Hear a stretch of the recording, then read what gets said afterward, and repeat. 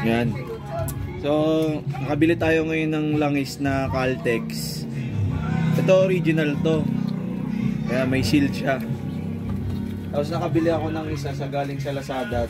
Medyo duda ako rito. Duda ako na ito ay original din. Dalawa yan. Then yung ano. Delo. Oh. Dito pa lang sa ano niya, balot niya. Tsaka hindi siya gold, red oh. Tapos yung ano niya, takip. Pusyaw. O pusyaw. Pusyaw nga ano yung kulay. Tsaka yung size. Baka nabilap.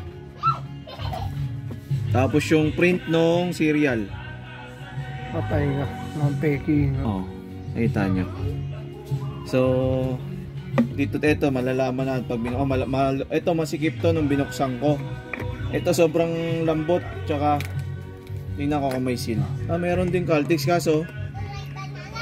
Oh, Pusyaw din. Pusyaw din. Okay ba yung kulay no? Oo, so tingnan ko yung isa pa. May isa pa akong binili. Ito parehas to sila ng ano eh. Parehas ng store. Ito bagong store. Tama lang din yan. Para nare-reklamo sila kasi. Oh, dalawa? Kawawa yung mga nag-ano. Ito, alam ko. Yun din to eh. Yung original. Oh. Peki yung isa. Yung store na. Iba nga rin yung ano nyo. Ito, Peki. Ito kasi parehas to sila ng store. 200 plus to. Ito, 180. Kaya pala mura. Mapapamura ka rin. Oo, mapapamura ka. Ayan, ang pangalan ng store nito, galing siya sa Keyin Auto Parts. Hindi ko alam kung gagamitin ko pa ba ito. Nag-aalangan ako dito sa langis na to. Pwede yung pamigay. Buksan. Ibang ano niya. Parang iba talaga. Hindi gagaya. Di gamitin mo sa e-bike mo. Alam ko may langis din yan eh. Wala ko sa rito. Wala ba? Alam ko meron. Oh. Laki ng pagkakaiba. Tapos alam ko may langis ang e-bike eh. Tsaka matangkad ng isa. Matangkad yung isa.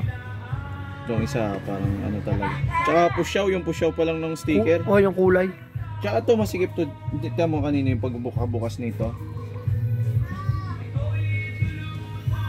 Nahigpit yung lock nito. Ito malambot lang. May langis ang e-bike alam ko eh. So ayan oh, pusyaw oh. Magkaiba. Yung isa hindi gold, silver. Ito silver. Oo ano. Itong isa gold. Parang tubog na ginto eh. Lagi na dito. Ayun lang. So awareness lang na hindi lahat ng Delo na nabibili nyo na gold. Lalo na online sa Lazada. Original may peki din. Soli natin to. Pwede pa ba isoli yung pag ano? Sa bagay hindi rin alam ng mga nagde-deliver yan eh no? Ay hindi. Sabot yan mga nagde-deliver.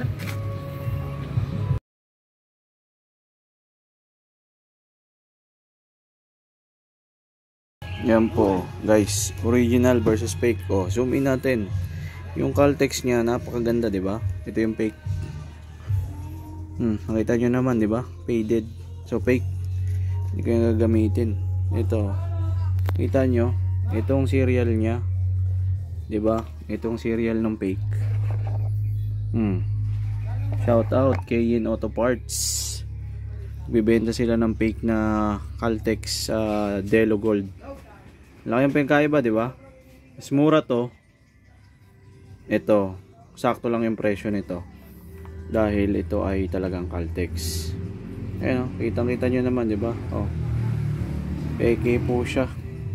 So, sa mga balak bumili ng Delo Gold sa Keyin Auto Parts, kayo na po yung bahala pag napanood nyo po ito, no? Yung sticker pa lang nila. Makikita nyo naman. Oh. Nakita nyo yan, gold talaga. Napakalinaw ng printout. Ito, pusyaw, silver. Oh. So, picture natin. Kaya natin nung para makita nyo yung pagkakaiba. Nakita nyo naman, linaw na linaw. Ito, pusyaw.